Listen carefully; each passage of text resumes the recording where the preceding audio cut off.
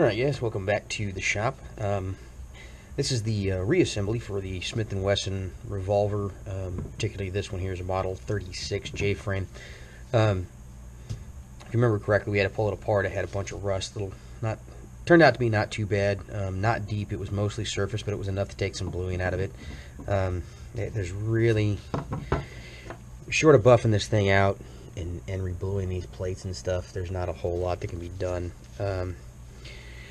Knock the top of the rust off without damaging the finish, what's left of the finish or whatever else, and then just oil it up real good. Tell the customer to stay on top of it, keep an eye on it.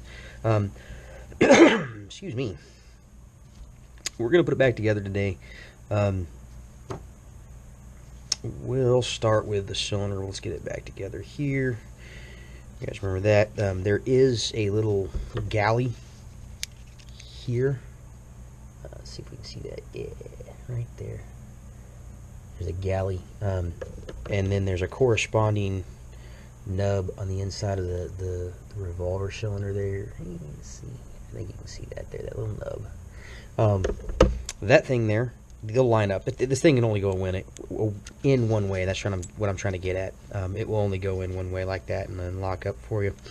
From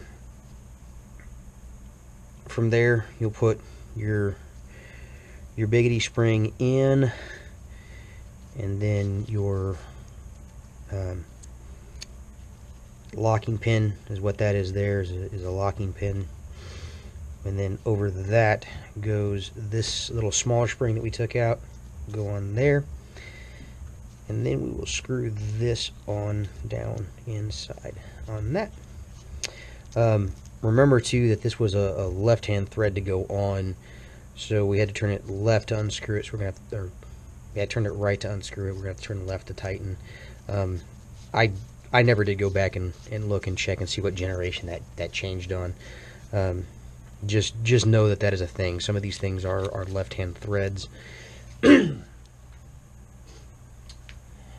Like last time, we're gonna go back, man. We're just gonna take a pair of pliers. I'm not gonna torque it on as much as it was. I don't need to put the channel locks on there. I'm just gonna grab it real good and make sure that it's good and tight. About there, man. You just don't need to over tighten these things. They'll stay on pretty good. Instead of tightening the crap out of it, what you really can do is just go in there and put a dab of Loctite on it. If you really wanted to. Blue Loctite, not red. Just something that'll break loose really easy, but keep it from walking out on its own. That's all there is to the cylinder. Duns. Let's see. We'll put that little guy back on. I had it over at the bench still. We'll just set that over to the side for now. Next thing, we need to put in our cylinder latch, cylinder open bolt. I think they call this the bolt. I don't remember. A little springety thing, and its detent pin goes back out in there. And we'll take it and we'll angle it into its little hole there. And just a small flathead screwdriver, compress that into there. Remember, be careful, that thing will go launching, and like all other small springs and detents in guns, they are air soluble. Let's see, we'll turn that back over and put a little button there. And remember, this little guy was fit down in there. And screw that back on there, like so. Don't need to tighten it down real tight. I mean, it needs to be in there, but not like super tight. These things do tend to back out on you and get loose and wobbly. The best fix, same thing, man. Just a dab of Loctite, blue Loctite, so you can get it apart later if you need to. Don't have to put a lot of torque on it, but good and tight. But works there. Let's see, side plate, we'll need that pretty much last. Let's see, we're going to put that guy in there next, but we need to find our spring of a thing. I think spring of a thing, still over on the other bench. So spring of a thing goes in spring of a thing hole, and we'll slide it on there, and we're going to do the same thing, man. We're just going to take a small screwdriver, compress that spring, and then drop it down in there, make sure it seats just like that.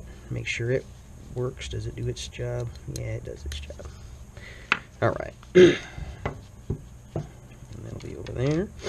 We are going to put in our trigger next. Remember, we didn't pull the paw of the hand or whatever, man. Everybody's got a stupid name for this shit. Didn't pull that out of there.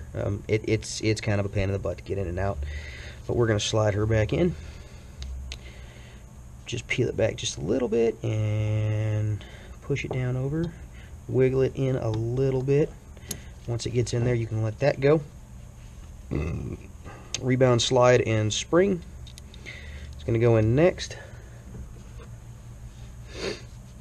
We're going to put a little tool on there and compress the spring. This is a pain here. Let me try and make sure I'm getting this on camera. There we go. And just slides over. Good tool to have. If you're doing a lot of Smith revolver work, man, just cop up the money, buy it. Hell, even if taking this thing apart once, I think it's almost worth it. These things are a pain in the ass. But we're in there good. Yep. Alright. Hammer. Remember, I use this thing and pull our cylinder lock back. Again, I think they call that the bolt. I don't remember. But pull that back, and I'll pull the trigger just a little bit. And that's just to give you enough clearance to slide your two sear surfaces down over. See right there where it cleared the trigger. Pull it off and slide it back in on there. Line it up on the pin there. Make sure you have enough room that your hammer nose clears. It goes back where it's supposed to go. The next thing we're going to put in is we're going to put our mainspring back in there. I took this out before I took the plate off, but I'm not going to do that because I want to function test it before I get the plate back on it. And this is literally just as simple. You got to pull the bolt back on it, and then pull the hammer. You can pull the trigger, pull the hammer, whatever, but you need to compress and compress the spring and get it off of there. As a matter of fact, I need to back that out a little bit.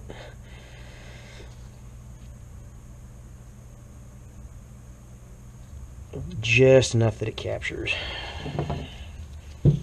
So we'll put it back up in the gun like that. And that little pickle fork thing rides in that little pin. The newer ones don't have that. The newer guns, there's no pin or anything like that. It's just a divot in the hammer in here, and this is rounded over and just rides in there. The downside to that, though, is that they're stamped parts, and so they don't run quite as smooth. But you can fix that. You've seen my Ruger video, you'd be able to see that and know. So that's in there, and then our little hammer block will slide in. I'll dump that out. This little groove right here is going to ride on the little tit sticking out on your rebound slide right there. So when you put it back in, it should look like that. That's where you put that little guy in. And the other tricky thing is when you're putting the side plate back on, pull this guy back out here, is you got to get it to line up in that groove, because this thing slides up and down. That's how it stays on track, but it slides up and down inside of there, and that makes this thing kind of a pain in the ass sometimes to put on if you don't have everything lined up right. Put it in there. Let's see. We'll function check this gun. Let's see. Pull the little fucking hooters back. Yeah, and I figured that was going to happen. But so here's the thing too. These older guns that we know the double action works. Single action, yeah. You really don't want to dry fire these a whole lot. There's this hammer nose, aka the firing pin, kind of free floats, and you can see it's been peening over on the inside of the gun on the back here. And typically what happens, you start dry firing these guns and you'll break that hammer nose off. See how it clears and goes inside the frame there? Well, that little thing will break off, and you're pretty well hosed when that happens. It can be a very difficult job trying to find parts for this gun to rectify that. Usually you have to buy the whole hammer and everything. But we'll stick the side plate back on. These are super, super tight fit parts, man. And if you don't have... Let's see, I didn't have that little part lined up, of course. There we go. See how it just kind of fell in there, but it's sticking out? Really don't need to beat these things back in. Some of them are really tight. I use the plastic end of my hammer, or even just a handle will work too. But just tap it back in there, put your thumb on it, and you're good to go. Before you start putting most of these screws back in here, you want to make sure, see how that one there is missing some, let's see if I can't get you to focus. Yeah, I don't know if you can see that there, but anyways, one of these screws has got a little nub on it that the threads don't go all the way down on. That's the screw that you're going to put here, and that's what retains, like I said, that screw slides into that little duty right there, man. It keeps your yoke and stuff from coming off. But what you can do, there's another one here too that is mostly flat, like it doesn't have a dome top. That goes up back here in the rear corner because your grip slides up and over that. Go in there like that.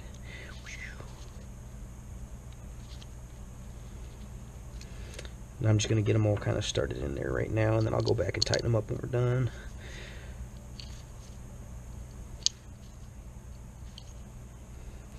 Like I said, somebody's been inside of this gun before me, man, because these screw heads are all boogered up.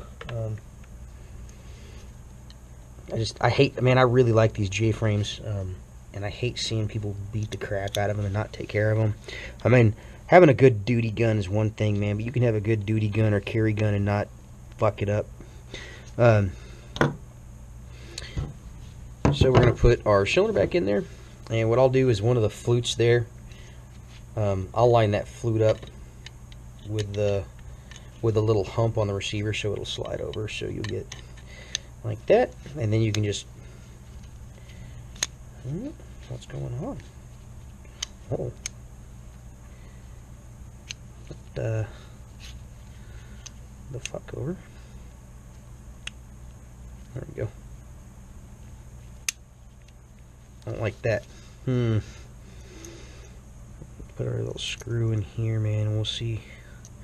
It was a little tight getting it into close on the frame here, so I wonder if there's not something going on. We will have to take a look. Let's see. I don't like that either. Nope. Pops out. Yeah, that's about right. Yeah.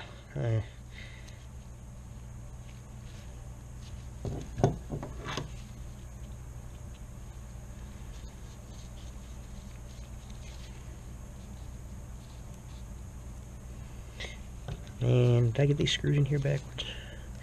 Pretty sure that one with a nub was supposed to go in there. It just sticks out awfully proud, man, you know? Yeah, that's got to be going on in there. Bastard. Get that good and tight. The trick is, too, on these here, if you over-tighten this particular screw, it will bind that yoke and everything up, so you can't open or close it. Like if you really crank down on that screw, it won't. Like it, see how sticky that is? You just can't let it. There you go. I mean, just backed it off just a bit, man, and even then you can still feel there's pretty good tension on it. So, that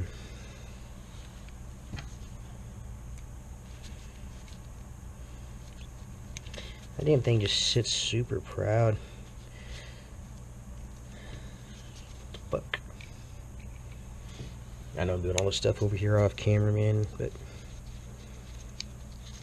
I'm gonna probably edit all this shit out anyways because, well, because I can. That's why those editing tools exist.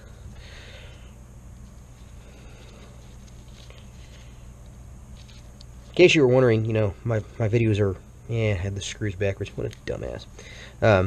You know, my editing and everything else is always super high quality, and it's got great, super fancy effects. And if you're curious as to what I use Windows Movie Maker. Why? Because I'm fucking cheap, and I don't need all that other bullshit. I'm just here to give you some information, man. I don't make a living off of fucking YouTube or anything like that, man. I just do stuff and things. So that one sits fucking proud as shit too, man. What the fuck's the deal with all these screws?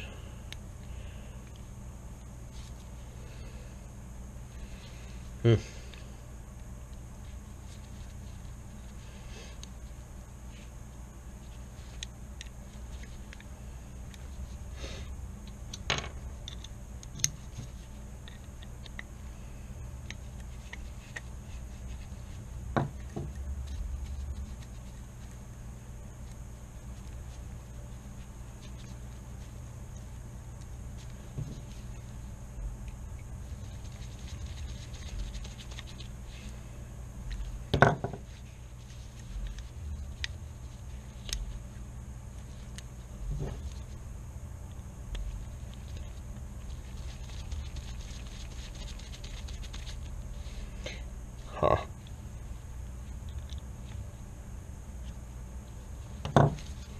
That's reasonable. There we go. Yeah, I mean, she had the screws in there a little goofy. I don't know what the hell.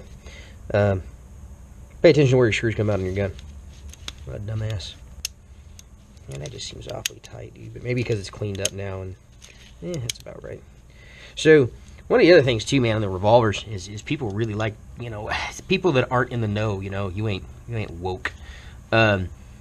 Spinning the cylinder and then slapping the gun closed will royally fuck a gun up. Do not do that. I know it looks cool when you see that shit in the movies. Don't do it. You will fuck the timing straight up on these guns. I mean, just fuck them. It may not happen the first or second or third time or 10th time or whatever, but eventually you will mess the timing up on these guns. There's some pretty precision fit parts. This one, man, this one's pretty loose. I mean, even in... There's a little bit of end shake in it too, man. That can be corrected and tightened up. There's plenty of ways to do that, but I mean, this is an old gun. This guy's clearly not taking care of it, so... Oh. Sad. So we're going to go back to this, putting these grips on. So these Hogues, at least these big overmold grips like that, that the factory grips that came on this had, you know, screw that went through both sides of it, and pretty standard for a set of revolver grips. The Hogues have this funky little U-shaped thing, and these little holes, and what it does is you slide it over that roll pin at the bottom of the frame here, and let it click into there, like that. And a little rubber spacer in here. And then what we'll do is there's like I said when I took it apart, there's a little galleys right there that dealy bop that roll pin rides in. So you got to line that up to that, and then it just kind of slides on. There we go. And then your screw just goes into the bottom there and grabs a hold of that deal.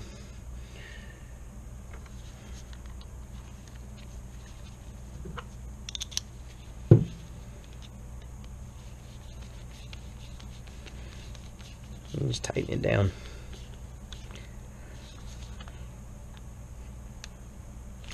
And it doesn't need to be super tight either, man. It'll go in, it'll stay. But yeah, there you go, man. Smith revolvers, like I said, most, man, 99.9% of these things all come apart the same way. Very few differences in them.